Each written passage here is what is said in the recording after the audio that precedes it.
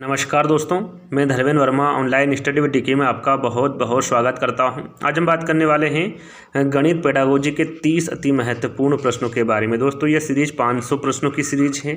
इसमें 500 प्रश्न लिए गए हैं, काफ़ी इंपॉर्टेंट हैं। जो इंपॉर्टेंट प्रश्न हैं उन्हीं को लिया गया है। आज एक क्लास फर्स्ट है। इसी वीडियो के माध्यम से मैं 500 प्रश्न की सीरीज चलाऊँगा। इसमें यदि अच्छा रिस्पॉन्स मिला तो ही मैं इस सीरीज को आगे बढ़ाऊँगा, अन्यथा बंद कर दूँगा। तो आपको क्या करना है, लाइक करना है पहले, और इस वीडियो को ज़्यादा से ज़्यादा शेयर करना है ताकि इस वीडियो को ज़्यादा बच्चे देख सके और अपना प्यार इस वीडियो को दे सके। तो यहाँ पर देखिए 30 प्रश्न मिलेंगे जो कि काफ़ी इंपॉर्टेंट हैं। तो आपको स्किप तो नहीं करना है, वीडियो को पूरा देखना है। अंत में हमें ज़रूर बताना है कि जो आज का वीडियो है वो आपको कैसा लगा। तो चलिए शुरू करते हैं। आज का पहला प्रश्न है हमारा गणित पेडागोजी का। गणित शिक्षण के बाद छात्रों से मौखिक कार्य कराने से लाभ। यहाँ पर देखिए मौखिक कार्य कराने से क्या लाभ है। जब बच्चों को गणित शिक्षण दे दिया जाता है या फिर गणित के बारे में बता दिया जाता है, उसके बाद जब छात्रों से मौखिक कार्य करवाया जाता है तो उससे क्या लाभ होता है, इसके बारे में आपको इन चारों विकल्पों के माध्यम से बताना है। मौखिक कार्य के बारे में जान लेते हैं। मौखिक कार्य होता क्या है। जब कोई छात्र किसी शिक्षार्थियों को बोलकर लिखवाता है उसे मौखिक कार्य कहते हैं। और मौखिक कार्य से होता क्या है, इसके द्वारा बच्चों की कमजोरी को ढूंढा जा सकता है और उसको सुधारा जा सकता है। इसके माध्यम से आपको बताना है इन चारों विकल्पों के कि मौखिक कार्य करवाने से क्या लाभ है जब गणित शिक्षण दे दिया जाता है छात्रों को। तो यहाँ पर देखिए इससे बालक परस्पर नकल नहीं कर पाते हैं। जब एक शिक्षक शिक्षार्थियों को बोलकर लिखवाता है तो उसे नकल करने की तो कोई बात ही नहीं होती है। तो बिल्कुल सही है पहला विकल्प, ये लाभ है मौखिक कार्य का। इससे शिक्षार्थियों का मूल्यांकन हो जाता है। इसमें शिक्षार्थी के बारे में पता चल जाता है कि वो कमजोर है या फिर विशिष्ट बालक है। ये मौखिक कार्य करवाने से पता चल जाता है एक शिक्षक को, उसका मूल्यांकन हो जाता है। तो यहाँ पर तीसरा विकल्प है, इससे शिक्षार्थी गृह कार्य से मुक्त हो जाता है। बिल्कुल सही। जब शिक्षक जिस क्लास में ही वहाँ पर मौखिक कार्य करवा देता है तो गृह कार्य से भी मुक्त हो जाता है। तो यहाँ पर हमारा राइट आंसर क्या होगा, उपरोक्त सभी। एक बात और ध्यान देना, जो मौखिक कार्य उसे दिमागी कार्य भी कहा जाता है, क्योंकि इसमें ज़्यादातर किसका प्रयोग होता है, दिमाग का प्रयोग होता है, दिमाग का काम होता है। तो इसे दिमागी कार्य भी कहा जाता है, किसको, मौखिक कार्य को। तो ध्यान दीजिएगा यहाँ पर हमारा राइट आंसर कौन सा होगा, उपरोक्त सभी। चलिए, गणित एक शुद्ध एवं रिक्तस्थान विषय है। वास्तविक है, सत्य है, काल्पनिक है या फिर इनमें से कोई नहीं। तो यहाँ पर देखिए गणित एक शुद्ध तो है ही है, साथ में किस प्रकार का विषय है, एक सत्य विषय है। किस प्रकार का विषय है, गणित एक शुद्ध के साथ साथ सत्य विषय है। तो यहाँ पर हमारा जो राइट आंसर होगा वो बी वाला होगा। चलिए, गणित शिक्षण के लिए पाठ योजना निर्माण आवश्यक है। क्यों आवश्यक है पाठ योजना निर्माण गणित शिक्षण के लिए। सबसे पहले हम जानेंगे सरल भाषा में कि पाठ योजना किसे कहते हैं। यदि आप एक शिक्षक हैं और किसी कक्षा में जाते हैं तो आपकी पूर्व जो तैयारी है, यानी कि आप उस कक्षा में क्या पढ़ाना चाहते हैं, किस विषय के बारे में आप पढ़ाना चाहते हैं, किस प्रकार आप पढ़ाएंगे, उसे क्या कहते हैं, उसे ही पाठ योजना कहते हैं। या फिर किसी वस्तु को पढ़ाने हेतु उस विषय से संबंधित विषय वस्तु की रूपरेखा तैयार करना ही पाठ योजना कहलाती है। यहाँ पर देखिए डेविस महोदय ने बहुत ही अच्छा समझाया है पाठ योजना को। उनका कहना है कि कक्षा में जाने से पूर्व शिक्षक की तैयारी को ही पाठ योजना कहते हैं। यदि एग्जाम में पूछे कि किसके द्वारा कहा गया है कि कक्षा में जाने से पूर्व शिक्षक की तैयारी को ही पाठ योजना कहते हैं, तो ये डेविस के अनुसार कहा गया है या फिर डेविस महोदय के अनुसार कहा गया कथन है। देखिए अब प्रश्न की ओर बढ़ते हैं। प्रश्न में कहा गया है कि गणित शिक्षण के लिए पाठ योजना निर्माण आवश्यक है। क्यों आवश्यक है, क्योंकि इससे विषय वस्तु का विकास सुव्यवस्थित ढंग से कराया जा सकता है। जब एक शिक्षक को पता होगा कि हमें किस प्रकार से पढ़ाना है, आप यदि उसके बारे में योजना बना रहे हैं तो आप उस विषय वस्तु का विकास सुव्यवस्थित ढंग से कर सकते हैं। तो यहाँ पर हमारा जो राइट आंसर होगा वो क्या होगा, तीसरा वाला होगा। चलिए, गणित समझने की प्रकृति होनी चाहिए। जहाँ तक मुझे लगता है 100%, यानी कि जितने बच्चे देख रहे हैं इस वीडियो को उन सभी को पता होगा कि जो गणित समझने की प्रकृति होनी चाहिए वो किस प्रकार की होनी चाहिए, तार्किक होनी चाहिए। तो यहाँ पर राइट आंसर हमारा पहला वाला होगा। चलिए अन्वेषण विधि है, जो अन्वेषण विधि है ये किस प्रकार की विधि है? सबसे पहले हम जानते हैं कि अन्वेषण विधि को और किस किस नाम से जाना जाता है। जहाँ तक मुझे लगता है आप सभी को पता होगा, जिनको नहीं पता वो अच्छे से सुनिएगा। अन्वेषण विधि को खोज विधि के नाम से जाना जाता है, ह्यूरिस्टिक विधि के नाम से जाना जाता है और अनुसंधान विधि के नाम से जाना जाता है। यहाँ पर देखिए, जैसे ही मैंने आपको खोज विधि बताया, ह्यूरिस्टिक विधि बताया, आपके मन में आंसर आ गया होगा कि इसका सही आंसर क्या होगा। देखिए, आपको पता होना चाहिए किस विधि को और किस नाम से जाना जाता है। बहुत सारी विधियां हैं जिनको और अन्य नाम से भी जाना जाता है, तो उस पर एक प्रॉपर्ली वीडियो में आगे बना दूंगा। तो यहाँ पर ध्यान दीजिएगा, अन्वेषण विधि को खोज विधि, ह्यूरिस्टिक विधि और अनुसंधान विधि के नाम से भी जाना जाता है। अब बात करते हैं कि इसके जन्मदाता कौन है। तो जहाँ तक मुझे लगता है आप सभी को पता होगा, लेकिन बता देता हूँ। यहाँ पर देखिए, जो अन्वेषण विधि है या फिर अनुसंधान विधि है, ह्यूरिस्टिक विधि है या फिर खोज विधि है, इसके जन्मदाता आर्मस्ट्रांग, याद रखिएगा आर्मस्ट्रांग है अन्वेषण विधि के जन्मदाता। और यह विधि स्वयं सीखने की विधि है, इसमें बच्चा स्वयं सीखता है, किसमें? अन्वेषण विधि में। तो यहाँ पर राइट आंसर क्या होगा? हमारा पहला वाला होगा। खोज विधि इसलिए इसका नाम पड़ा क्योंकि इसमें जो बच्चा होता है या फिर बालक होता है वो स्वयं करके सीखता है। तो यहाँ पर पहला वाला विकल्प हमारा सही होगा। चलिए, गणित शिक्षण का प्रमुख उद्देश्य क्या है? यहाँ पर देखिए, गणित शिक्षण का आपको प्रमुख उद्देश्य बताना है। क्या होगा? पाठ्यक्रम में आवश्यक संशोधन करना बिल्कुल नहीं। शिक्षार्थियों में सहयोग एवं साहचर्य को विकसित करना, यह भी सही नहीं है। शिक्षार्थियों में तर्कपूर्ण ढंग से सोचने की शक्ति का विकास करना, ये देखिए, तर्कपूर्ण ढंग से सोचने की शक्ति का विकास करना शिक्षार्थियों में किसका उद्देश्य है? गणित शिक्षण का प्रमुख उद्देश्य है। याद रखिएगा, काफ़ी इंपॉर्टेंट है, एग्जाम में पूछा जाता है। तो राइट आंसर हमारा यहाँ पर तीसरा वाला होगा। चलिए, गणित संग्रहालय गणित शिक्षण को सजीव बनाते हैं, रोचक बनाते हैं, दोनों हैं या फिर उपरोक्त में से कोई नहीं। तो यहाँ पर जो गणित संग्रहालय गणित शिक्षण को कैसा बनाते हैं? सजीव भी बनाते हैं और रोचक भी बनाते हैं। तो राइट आंसर हमारा यहाँ पर दोनों होगा। चलिए, समय चार्ट में या फिर जो समय सारणी होती है उसमें वृत्त को आंकड़ों के आधार पर भागों में विभाजित किया जाता है। घटनाओं के कालक्रम को दर्शाया जाता है। उपरोक्त दोनों या फिर दोनों में से कोई नहीं। यदि आप सही से प्रश्न को पढ़ेंगे तो आप आसानी से इसका आंसर दे सकते हैं। यहाँ पर देखिए, तीसरा वाला विकल्प तो बिल्कुल ही नहीं है। यहाँ पर देखिए, समय चार्ट पूछा गया है, तो समय चार्ट में जो घटनाएं होती हैं, कालक्रम होता है, उनको दर्शाया जाता है किसमें? समय चार्ट में। तो यहाँ पर बी वाला विकल्प सही होगा, ना कि सी वाला। चलिए, अगला प्रश्न है, भुजाओं के आधार पर त्रिभुजों के प्रकार बताइए। यहाँ प्रश्न किस प्रकार का? यहाँ पर देखिए, त्रिभुजों के केवल प्रकार पूछे गए, ना कि त्रिभुजों के बारे में पूछा गया है। तो यहाँ पर आपका राइट आंसर होना चाहिए लघु उत्तरी। यहाँ पर देखिए, भुजाओं के आधार पर त्रिभुजों के प्रकार बताइए, इस प्रकार का यदि प्रश्न पूछा गया है तो राइट आंसर क्या होगा? हमारा लघु उत्तरी प्रश्न होगा। यहाँ पर देखिए, प्रश्न को भी हम पढ़ लेते हैं, क्या पूछा गया है उसके बारे में भी आपको जानकारी होना चाहिए। यहाँ पर प्रकार पूछे गए हैं, भुजाओं के आधार पर त्रिभुजों के प्रकार। तो आपको पता होना चाहिए कितने प्रकार होते हैं? 3 प्रकार होते हैं। कौन कौन से? समबाहु त्रिभुज, समद्विबाहु त्रिभुज और विषमबाहु त्रिभुज। 3 प्रकार के त्रिभुज होते हैं भुजाओं के आधार पर। एक और पूछा जाता है कि कोणों के आधार पर त्रिभुज की कितनी संख्या होती है, कितने प्रकार होते हैं? तो वो भी 3 ही प्रकार होते हैं। कौन कौन से? समकोण, न्यून कोण और अधिक कोण। याद रखिएगा, ये भी प्रश्न पूछा जाता है एग्जाम में। तो ध्यान दीजिएगा, यदि प्रश्न पूछे कि ये किस प्रकार के प्रश्न हैं, तो ये लघु उत्तरी प्रश्न है। चलिए, आवधिक परीक्षा अधिगम के दौरान किया जाता है, सत्र समाप्ति के पश्चात होता है, बालक की संपूर्ण वृद्धि एवं विकास का आकलन होता है आवधिक परीक्षा में, या फिर उत्तर हाँ या फिर ना में होता है। तो यहाँ पर देखिए, आवधिक परीक्षा का यदि आप अर्थ जानेंगे तो आप आसान भाषा में समझ सकते हैं कि इसका राइट आंसर क्या होगा? आवधिक परीक्षा। आवधिक परीक्षा का मतलब होता है हर अवधि में होने वाली परीक्षा। तो यहाँ पर देखिए, हर अवधि में यदि परीक्षा होगी तो सत्र समाप्ति के पश्चात तो होगी नहीं, तो बी वाला विकल्प तो हमारा कैंसिल हो जाएगा।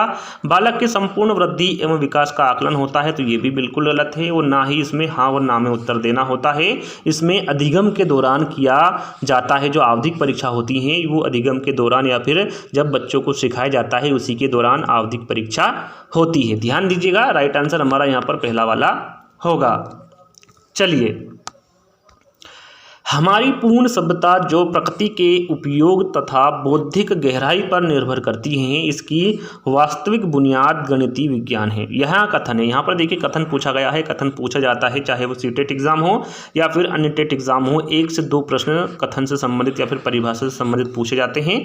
तो आपको पता होना चाहिए, इसमें एक प्रॉपर तरीके से वीडियो बनाई है जिसमें आपको गणित से संबंधित जितनी भी परिभाषाएं हैं गणित पेडागोजी से मैंने आपको ट्रिक के माध्यम से समझाई है। यदि आपको देखना है तो यहाँ पर एक लिंक आपको देखने को मिलेगी, जैसे ही आप क्लिक करेंगे आप उस वीडियो पे पहुंच जाएंगे और जितनी भी परिभाषाएं आपको बताई है वो ट्रिक के माध्यम से और सरल भाषा में बताई हैं, तो जाकर एक बार देख लीजिएगा। यहाँ पर पूछा गया है कि यहाँ कथन किसका है, तो ये कथन प्रोफेसर बोस का। याद रखिएगा, हमारी पूर्ण सभ्यता जो प्रकृति के उपयोग तथा बौद्धिक गहराई पर निर्भर करती है, इसकी वास्तविक बुनियाद गणितीय विज्ञान है। यह कथन प्रोफेसर बोस का है। तो यहाँ पर राइट आंसर हमारा बी वाला होगा।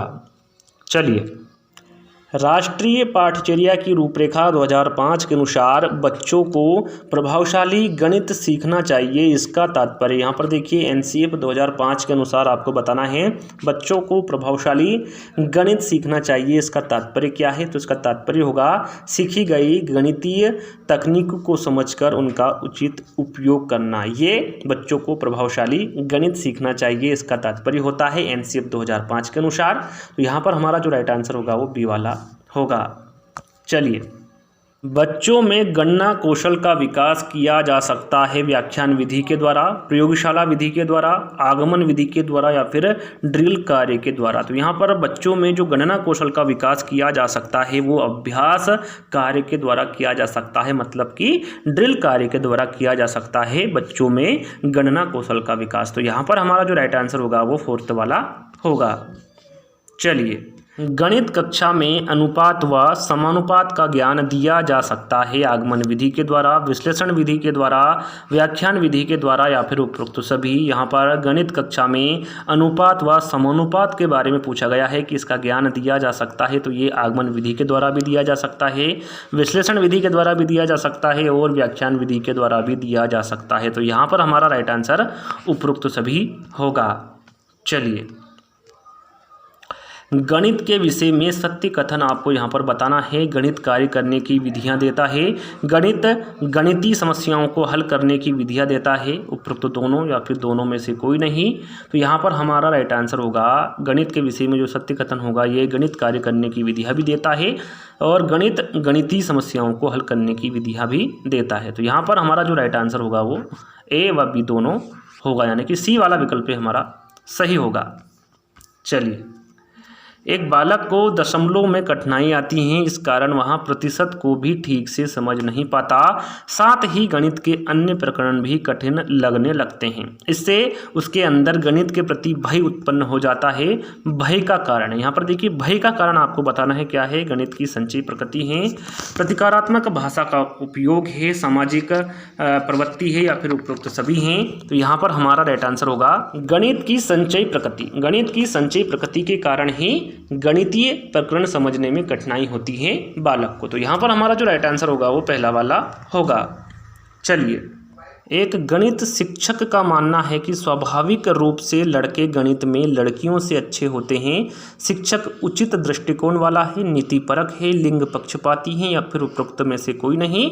तो यहाँ पर जरूरी नहीं होता है कि लड़के गणित में लड़कियों से अच्छे होते हैं। तो ये शिक्षक लिंग पक्षपाती हैं, जो यहाँ पर बताना चाह रहा है कि लड़के गणित में लड़कियों से अच्छे होते हैं। तो यहाँ पर किस प्रकार का शिक्षक है, ये लिंग पक्षपाती शिक्षक है। तो यहाँ पर राइट आंसर हमारा तीसरा वाला होगा। यहाँ पर जो लड़के या फिर लड़कियां होती है उनके मस्तिष्क के ऊपर होता है, उनके सोचने समझने की शक्ति के ऊपर निर्भर करता है कि कौन अच्छा है, ना कि लड़के गणित में लड़कियों से अच्छे होते हैं। तो यहाँ पर राइट आंसर हमारा तीसरा वाला होगा।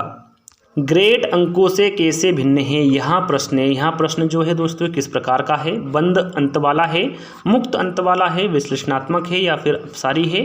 तो यहाँ पर जो प्रश्न है दोस्तों ये विश्लेषणात्मक प्रश्न है। ग्रेड अंकों से कैसे भिन्न है, यहाँ पर 2 विकल्प और दिए गए हैं, मुक्त अंत वाला और बंद अंत वाला। यहाँ पर देखिए जो मुक्त अंत वाला है इसमें हम अपने विचारों को अपने तरीकों से प्रस्तुत कर सकते हैं और जो बंद अंत वाला है इसमें हम अपने विचारों को अपने तरीके से प्रस्तुत नहीं कर सकते। यानी कि कहें कि मुक्त अंत वाला में किस प्रकार के प्रश्न आएंगे, तो इसमें लघु उत्तरात्मक प्रश्न आएंगे और निबंधात्मक प्रश्न आएंगे। बंद अंत वाले में किस प्रकार के प्रश्न आएंगे, जिस प्रकार के आप प्रश्न पढ़ रहे हैं, यानी कि वस्तुनिष्ठ प्रश्न। आप वस्तुनिष्ठ प्रश्न में अपने विचारों को अपने तरीके से प्रस्तुत नहीं कर सकते हैं। किस प्रकार में करेंगे, मुक्त अंत वाले में, जिसमें लघु उत्तरात्मक प्रश्न आएंगे और निबंधात्मक प्रश्न आएंगे। तो इस बात का भी ध्यान आपको रखना है। चलिए, गणित में अधिक निर्योग्यता के आकलन का सर्वाधिक उचित तरीका कौन सा है? निदानात्मक परीक्षण है, उपचारात्मक परीक्षण है, सतत मूल्यांकन है, या फिर ये सभी हैं? तो यहाँ पर देखिए सर्वाधिक उचित तरीका पूछा गया है, तो ये निदानात्मक परीक्षण है। पहले बालक में समस्याओं को ढूंढा जाता है, उसमें योग्यताओं को परखा जाता है, उसके बाद उसका निदान किया जाता है। तो ये सर्वाधिक उचित तरीका होगा गणित में अधिक निर्योग्यता के आकलन का। तो यहाँ पर हमारा जो राइट आंसर होगा वो पहला वाला होगा। चलिए, निम्नलिखित में से निदानात्मक परीक्षण का आपको यहाँ पर उद्देश्य बताना है। अभिभावकों को प्रतिपुष्टि देना, बच्चों की प्रगति रिपोर्ट भरना, बच्चों की कमियों और कमजोरियों को ज्ञात करना। आपको यहाँ पर देखिए कूट में आंसर देना है कि इन चारों विकल्पों में से कौन सा सही होगा। तो यहाँ पर देखिए जो निदानात्मक परीक्षण होगा उसका उद्देश्य बच्चों की प्रगति रिपोर्ट भरना नहीं होता है, अभिभावकों को प्रतिपुष्टि देना और बच्चों की कमियों और कमजोरियों को ज्ञात करना होता है निदानात्मक परीक्षण का उद्देश्य। तो यहाँ पर हमारा राइट आंसर तीसरा वाला होगा। चलिए, दर्शक को गणित सीखने में कठिनाई होती है, उसकी समस्या का समाधान आप किस प्रकार करेंगे? उपहार देकर, दंड देकर, कारण जानकर, या फिर अधिक गृह कार्य देकर। तो यहाँ पर देखिए ना तो आप उपहार देकर कर सकते हैं समस्या का समाधान, ना ही दंड देकर और ना ही अधिक गृह कार्य देकर। आप किस प्रकार कर सकते हैं? कारण जानकर कि जो दर्शक है वो गणित में कहाँ पर उसको कठिनाई होती है उसको आप जानकर उस समस्या का समाधान कर सकते हैं। तो यहाँ पर हमारा जो राइट आंसर होगा वो तीसरा वाला होगा। चलिए, मूल्यांकन विधि का चुनाव करते समय शिक्षक को किस बात का ध्यान रखना चाहिए? छात्रों की रुचि का, छात्रों के पारिवारिक वातावरण का, मूल्यांकन साधन वैध होने का, या फिर इनमें से कोई नहीं। तो यहाँ पर हमारा राइट आंसर होगा मूल्यांकन विधि का चुनाव करते समय शिक्षक को मूल्यांकन साधन वैध होने का ध्यान रखना चाहिए। तो यहाँ पर हमारा जो राइट आंसर होगा वो तीसरा वाला होगा।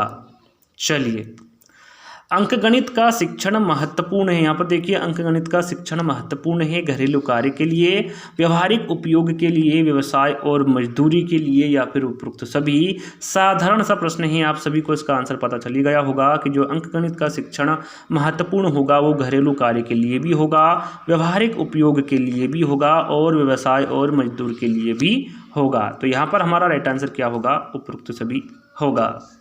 चलिए, रेखागणितीय आकृतियों के शिक्षण में सर्वप्रथम प्राय उद्देश्य हैं ज्ञानात्मक है, अवबोधनात्मक है, कौशलात्मक है, या फिर अनुप्रयोगात्मक हैं। तो यहाँ पर मैं आपको बता दूं ये जो चारों विकल्प हैं ये गणित शिक्षण के प्राय उद्देश्य हैं। यहाँ पर रेखागणितीय आकृतियों के शिक्षण में सर्वप्रथम प्राय उद्देश्य पूछा गया है कि इसको किसके अंतर्गत रखा गया है?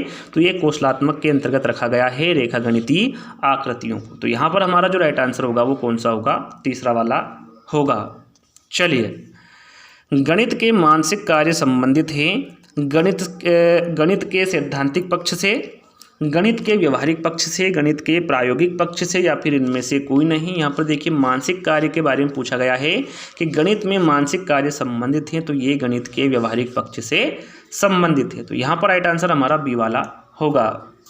चलिए, स्कूली गणित में ज़्यादा जोर तथ्यात्मक ज्ञान पर दिया जाना चाहिए, प्रक्रियात्मक प्रभाव पर दिया जाना चाहिए, संकल्पनात्मक समझ पर दिया जाना चाहिए, या फिर उपरोक्त सभी। तो यहाँ पर हमारा राइट आंसर होगा जो स्कूली गणित में ज़्यादा जोर दिया जाना चाहिए तथ्यात्मक ज्ञान पर, प्रक्रियात्मक प्रभाव पर और संकल्पनात्मक समझ पर। इन तीनों पर स्कूली गणित में ज़्यादा जोर दिया जाना चाहिए। तो यहाँ पर हमारा जो राइट आंसर होगा वो उपरोक्त सभी होगा। चलिए, अगला प्रश्न है, एक अच्छा गणितज्ञ होने के लिए कौन सी विशेषता होनी चाहिए? सूत्रों को याद करने की, समस्या समाधान की, दोनों की, या फिर सभी अवधारणाओं को समझने, लागू करने और उनमें संबंध स्थापित करने की। सरल सा प्रश्न है, चारों विकल्पों को देखकर ही आप आंसर समझ गए होंगे कि एक अच्छा गणितज्ञ होने के लिए सभी अवधारणाओं को समझने की, लागू करने की और उसमें संबंध स्थापित करने की विशेषता होनी चाहिए। तो यहाँ पर राइट आंसर हमारा फोर्थ वाला होगा। चलिए, प्राथमिक स्तर पर क्षेत्रफल की अवधारणा को समझाने की शुरुआत की जा सकती है। यहाँ पर देखिए प्राथमिक स्तर यानी कि जो बच्चे होते हैं उनको आप किस प्रकार से समझा सकते हैं, या फिर शुरुआत में आप किस प्रकार से क्षेत्रफल की अवधारणा को समझा सकते हैं। नोटबुक, पाठ्यपुस्तक, पेंसिल बॉक्स आदि की किसी वस्तु के क्षेत्रफल की तुलना करके समझा सकते हैं। क्षेत्रफल के सूत्रों को स्पष्ट करके समझा सकते हैं। लंबाई चौड़ाई की मानक इकाई का प्रयोग करके समझा सकते हैं, या फिर बच्चों को अधिक से अधिक अभ्यास करवाकर समझा सकते हैं। तो आप यहाँ पर देखिए प्राथमिक स्तर पर क्षेत्रफल की अवधारणा को समझा रहे हैं शुरुआत में, तो आप नोटबुक, पाठ्यपुस्तक, पेंसिल बॉक्स आदि की किसी वस्तु के क्षेत्रफल की तुलना करके समझा सकते हैं प्राथमिक स्तर पर। तो यहाँ पर राइट आंसर हमारा क्या होगा, पहला वाला होगा। चलिए, बच्चों में गणना करने की शक्ति को बढ़ाया जा सकता है कक्षा के क्रियाशील गतिविधियों का आयोजन करके, अवधारणा को स्पष्ट करके, दोनों या फिर उपरोक्त में से कोई नहीं। तो यहाँ पर हमारा राइट आंसर होगा बच्चों में क्रियाशील गतिविधियों का आयोजन करके आप बच्चों में गणना करने की शक्ति को बढ़ा सकते हैं। तो यहाँ पर हमारा जो राइट आंसर होगा वो पहला वाला होगा। चलिए, अंतिम प्रश्न है। कक्षा 3 की गणित की अध्यापिका बिमला प्रकाश बच्चों को प्रेरित करती है कि बिंदुओं के ग्रिड पर आकृतियाँ बनाएं। इससे बच्चों की रुचि का विकास होगा, अवलोकन का विकास होगा, समरूपता की समझ विकसित होगी, या फिर क्रियाशीलता का विकास होगा। यहाँ पर देखिए बिंदुओं के ग्रिड पर आकृतियाँ आपने देखा होगा, बच्चों की जो बुक होती हैं इस प्रकार की वहाँ पर बिंदियाँ बनी होती हैं और वहाँ पर एक चित्र उसमें दे दिया होता है और बिंदिया के आकार पर उस चित्र को बनाना होता है। तो यहाँ पर जब सारे बच्चे एक ही तरह की आकृतियाँ बनाएंगे, बिंदुओं को एक तरह से जोड़ेंगे, तो किस प्रकार होगा, वो समरूपता की समझ विकसित होगी उन बच्चों में। तो यहाँ पर हमारा राइट आंसर क्या होगा, तीसरा वाला होगा। तो आज के जो 30 प्रश्न है दोस्तों वो यहीं पर समाप्त होते हैं। आज का वीडियो आपको कैसा लगा, आपको कमेंट्स के माध्यम से बताना है कि आज का वीडियो आपको कैसा लगा। अच्छा लगे तो लाइक करना है, शेयर करना है और चैनल को सब्सक्राइब कर लेना है। तो जल्दी ही दोस्तों एक नई वीडियो के साथ मिलेंगे, जब तक के लिए धन्यवाद। जय हिंद।